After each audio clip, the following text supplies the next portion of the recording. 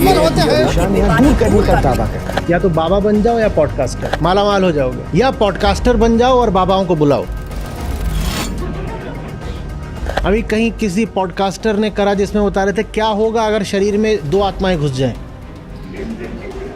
रात में सोते समय कार्डियक अरेस्ट आया। कोई स्पिरिचुअल एक्सपीरियंस देने वाले ड्रग्स का सेवन किया था। और भारत से ये जाहिल बाबा वहाँ पहुँच गया है और कह रहा है वत्स गोबर खाओ, पूर्णिमा की रात को शमशान में बैठ जाओ और वहाँ बैठ के चरस फूको।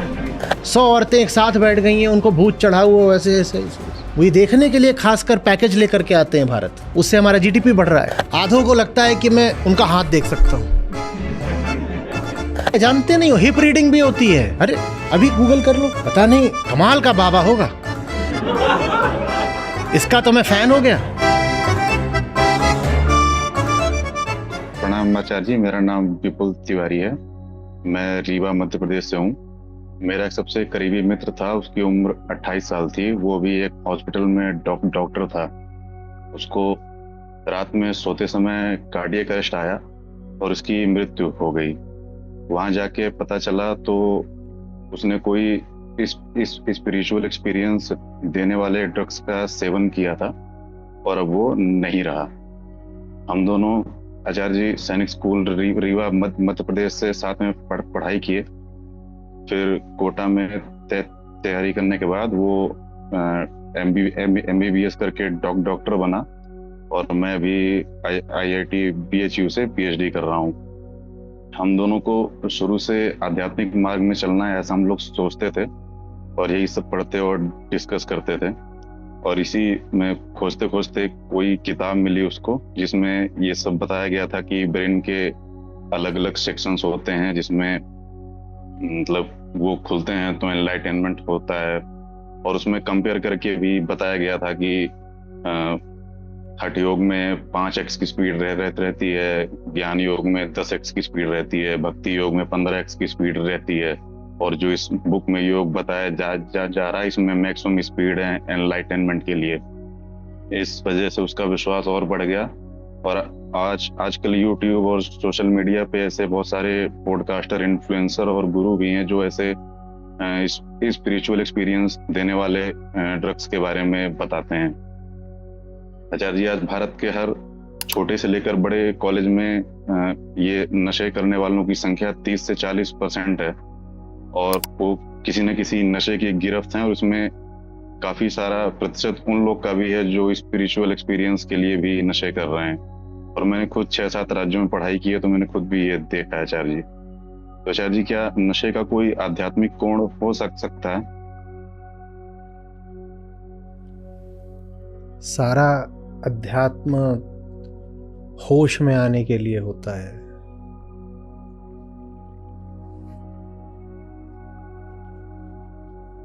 सारा अध्यात्म इसलिए होता है ताकि आप अपनी रोजमर्रा की जिंदगी की व्यर्थता से रूबरू हो सको।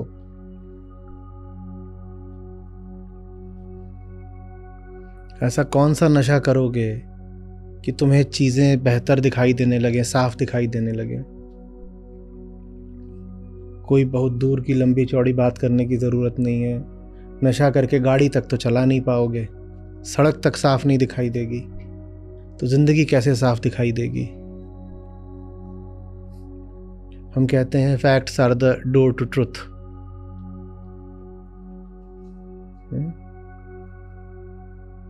नशा करके फैक्ट समझ में आता है, नशा करके किताब पढ़ो समझ में आएगी।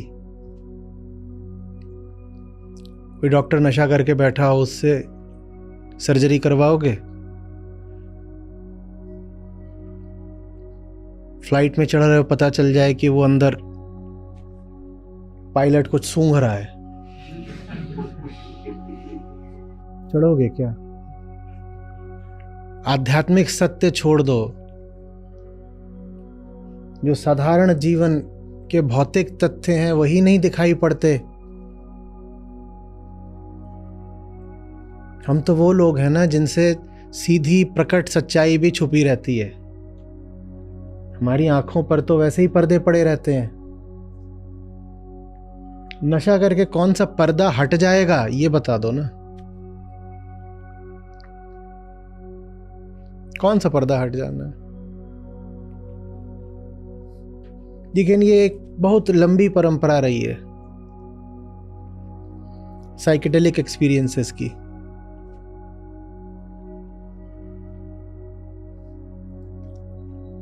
ये खा लो तो ये हो जाता है, और अध्यात्म में तो ये खूब चला है, आज भी चलता है। ये विधि ही बन गई है एक, कि जिनका न ज्ञान से काम हो रहा है न प्रेम से काम हो रहा है, उनको कहा जाता है ये फलानी पत्तियां हैं, तुम इनको चबाओ तो तुम्हारी चेतना घूमने लगेगी, और तुमको जो अनुभव होंगे वो अनुभव ही तो अध्यात्म कहलाते हैं। और इसमें तो कोई शक नहीं कि वो सब अनुभव होते हैं। आम चेतना की जैसी स्थिति होती है, जब आप वो पत्तियां खा लेते हो या वो सूंघ लेते हो या पी लेते हो, जैसा अभी आपको प्रतीत हो रहा है वैसा नहीं प्रतीत होता।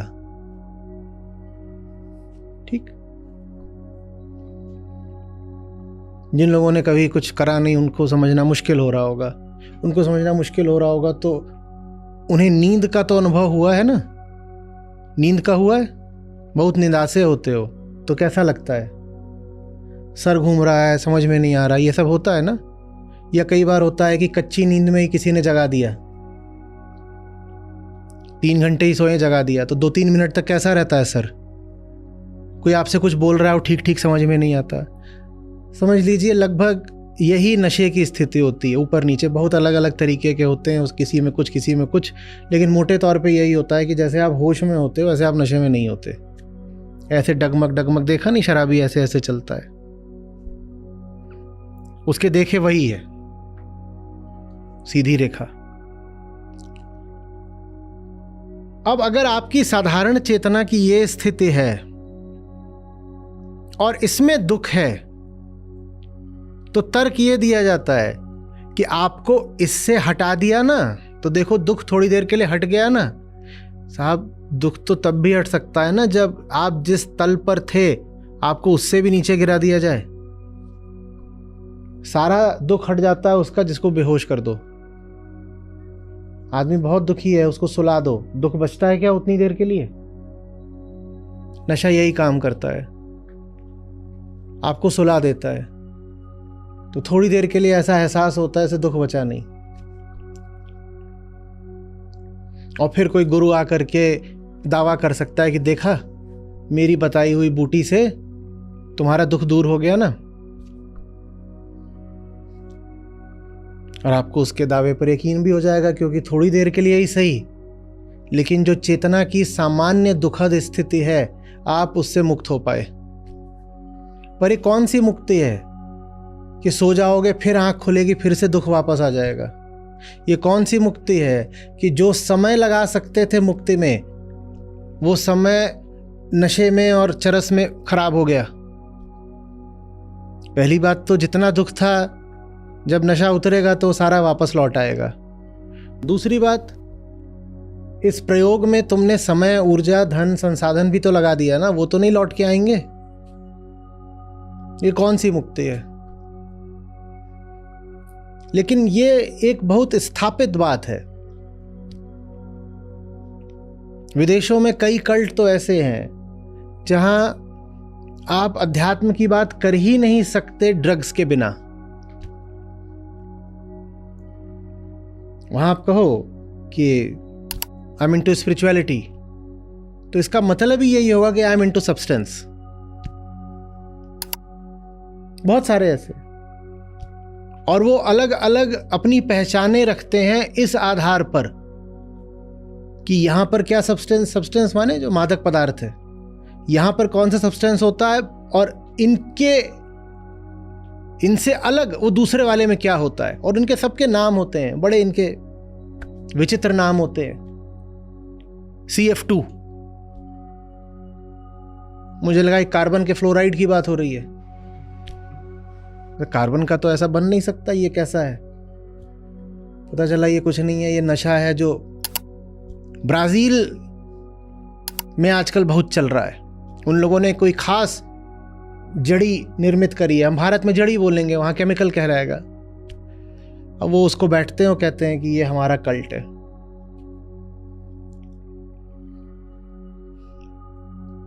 ये वास्तव में आप बस अपनी हार की घोषणा कर रहे हो।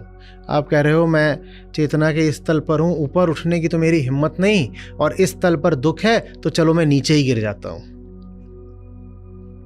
चलो मैं नीचे ही गिर लेता हूं।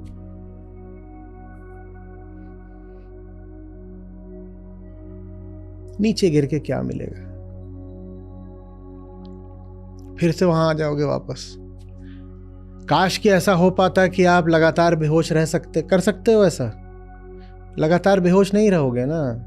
होश की वही साधारण स्थिति, वही गमगीन स्थिति लौट कर आएगी और ज्यादा बेबसी लेकर आएगी, कुंठा, ग्लानि, पछतावा, फ्रस्ट्रेशन लेकर के आएगी। अगली बार उतनी ही बेहोशी लाने के लिए और ज्यादा नशा करना पड़ेगा।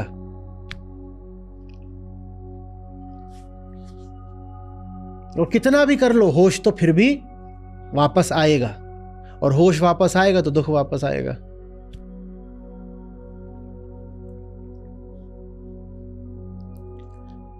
बड़े बड़े गुरुओं ने अपने आश्रमों में यह करा है। वास्तव में ऐसा बड़ा नाम खोजना मुश्किल है जिसने मादक द्रव्यों के सेवन को प्रोत्साहन न दिया हो।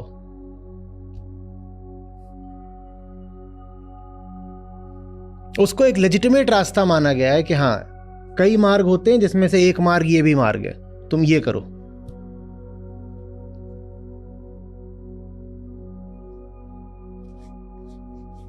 ये भी वैध है।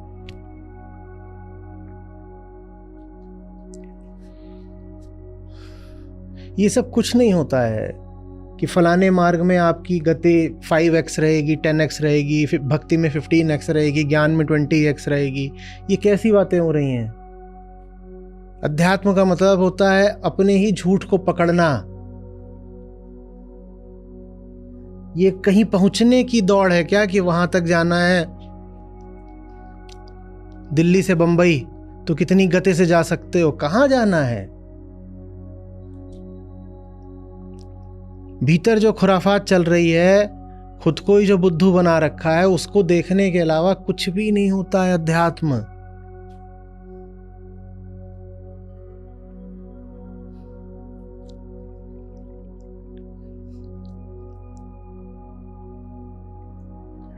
लेकिन वो चीज सीधी साधी है,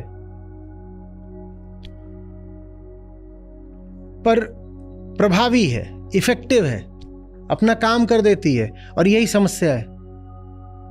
सेल्फ ऑब्जर्वेशन काम ना करे ऐसा हो नहीं सकता, और इसीलिए सेल्फ ऑब्जर्वेशन बहुत खतरनाक है। आत्म अवलोकन एकदम एक सीधी विधि है, वो विधि भी नहीं है,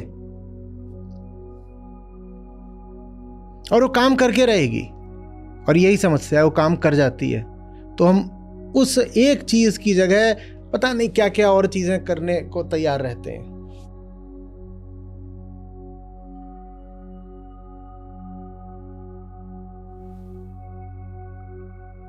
आप बात कर रहे हो यूट्यूब, सोशल मीडिया, पॉडकास्टर वगैरह, ये कितने ही हैं ऐसे जिन्होंने अपना पूरा करियर ही फलाने तरीके के अंधविश्वास, ये वो यही कर करके बनाया है बिल्कुल।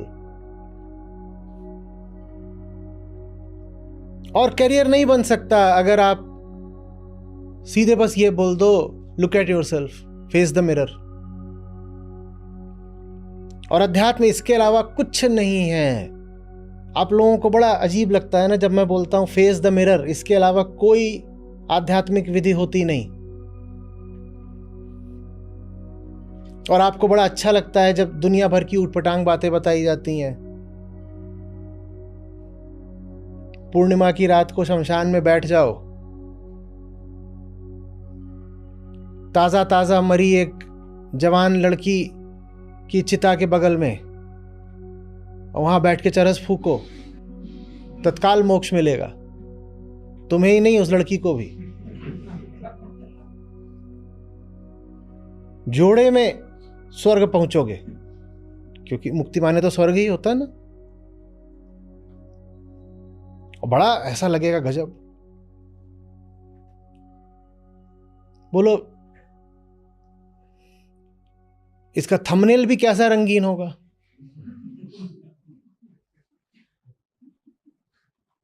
पांच मिलियन का पॉडकास्ट है ये, और एक छोटा सा है 5 मिनट का, उसमें बस ये बताना है फेस द मिरर। अब 5 मिनट का कुल ये वीडियो होगा, पर 5 घंटे लगा के भी तुम इसका थंबनेल ना बना पाओ, क्या बनाओगे? बात इतनी सीधी है, इसमें किसी को कैसे ललचाओगे?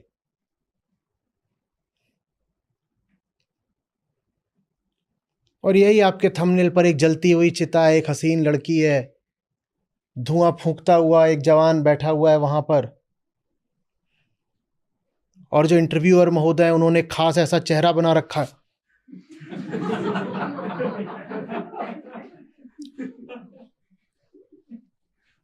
इन्हें कितनी तकलीफ होती होगी।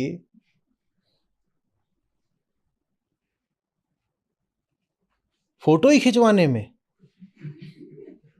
भांति भांति के तो इन सबको रूप रंग धारण करने पड़ते होंगे, कभी ऐसा कभी वैसा, टेढ़ा टपड़ा, कोई सीधा मुंह तो होता ही नहीं किसी में कि सीधे साधे खड़े हो, क्योंकि सीधा साधा मार्ग हमें पसंद नहीं है।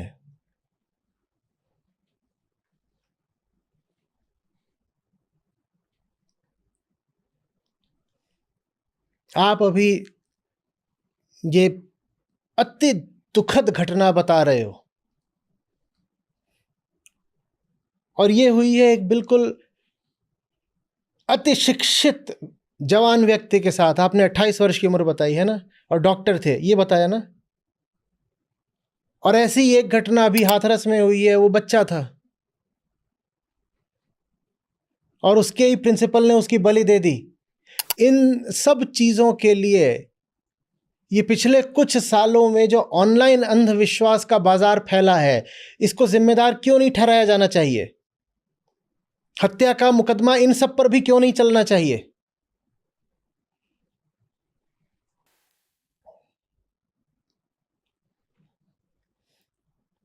त्योहारों का माह है ये, तो नवदुर्गा, दशहरा, दिवाली, और बीच में प्रतिदिन ही कोई ना कोई छोटा मोटा त्योहार होता है। हर दिन के साथ घातक अंधविश्वास जुड़े हुए हैं। इंसान को मारने की बात भले ना हो, पर इसमें बहुत सारे दिन हैं इसी माह में जिसमें पशुओं को मारने की बात है। भारत के सब प्रांतों में नहीं तो कम से कम कुछ प्रांतों में। आप यहां बैठे हो उत्तर में, तो यहां पर आप कहते हो नहीं नहीं अभी नवरात्रि है तो हम विशेषतया सात्विक भोजन करेंगे। आप बंगाल चले जाओ, वहां नवरात्रि का मतलब ही होता है हिलसा। इस बार बड़ी समस्या आ गई, बांग्लादेश में सब उथल पुथल हो गई तो मछली नहीं मिल रही, वहां से ही आती थी आयात होके।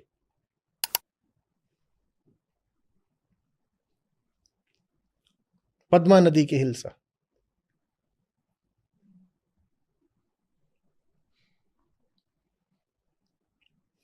ये अंधविश्वास नहीं है, बस इसमें यह है कि मनुष्य की नहीं जान जा रही, दूसरे जीव की जान जा रही है।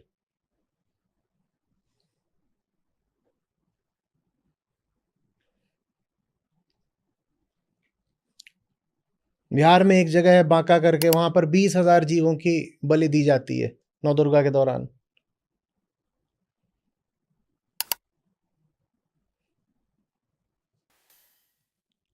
और इन सब चीजों को माना जाता है आध्यात्मिक महत्व की, इससे कुछ हो जाएगा। नशा एक ही तरह का थोड़ी ही होता है, शारीरिक नशा भी होता है, मानसिक नशा भी तो होता है। और कुल एक बात में मैंने सब कुछ जो कहना था कह दिया। अध्यात्म तो नशा उतारने का काम है, नशा चढ़ाकर कैसे हो जाएगा? कैसे? और आप लोग तो दोनों विज्ञान की तरफ के हो,